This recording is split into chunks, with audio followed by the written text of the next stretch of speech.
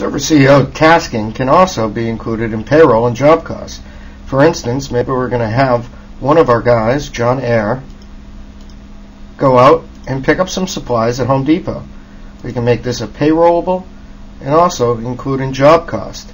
To include in the job cost, we'll want to link it into the job that we've got.